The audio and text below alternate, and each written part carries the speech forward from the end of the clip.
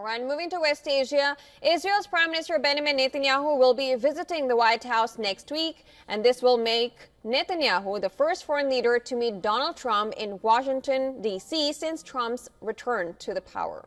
Now, according to a statement released by Israeli Prime Minister's office, Trump has invited Netanyahu to the White House on February 4th. The meeting comes after the U.S. president repeatedly claimed credit for sealing an ongoing ceasefire deal. Now, since the ceasefire came into effect, Trump touted a plan to clean out the Gaza Strip. He also called for the Palestinians to relocate to neighboring countries of Egypt and Jordan. The idea faced strong backlash from Egypt and Jordan as well as from European governments. Meanwhile, in a first meeting of Palestinian official and U.S.'s new administration, Trump's West Asia envoy Steve Witkoff met with a top advisor to Palestinian Authority, President Mahmoud Abbas in Saudi Arabia.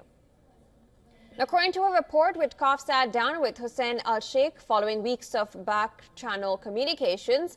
Also, Palestinian President Mohammed Mustafa met with the new head of Syria, Ahmed al-Shara, in a first such meeting in 15 years. According to a statement by Palestinian Prime Minister's office, Mustafa conveyed the greetings of President Mahmoud Abbas and the Palestinian people to the leadership and people of Syria.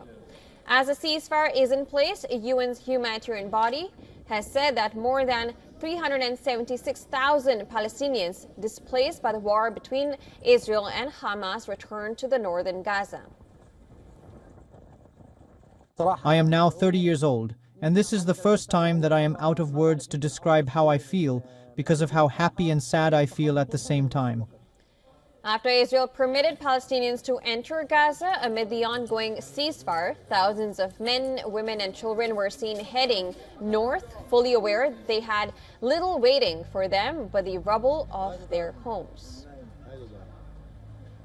I'm determined to put my tent on the ruins of my home.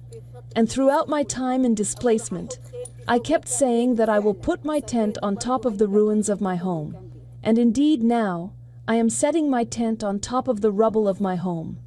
And despite everything, we will remain a resilient people. The Royal Jordanian Air Force launched a humanitarian air bridge operation to deliver aid to Gaza. According to the Director of Military Information, flights will be conducted every day using Black Hawk helicopters, and the aid will be delivered to Israel's Kisufim crossing. Meanwhile, Israel's UN envoy vowed to cut ties with UNRWA and any body acting on its behalf. The action was supported by Washington, signaling a change in U.S. position on the agency by the administration of President Donald Trump. Israel's statement drew condemnation from aid groups. Colleagues, it is time for you to accept, as we have, that UNRWA has failed.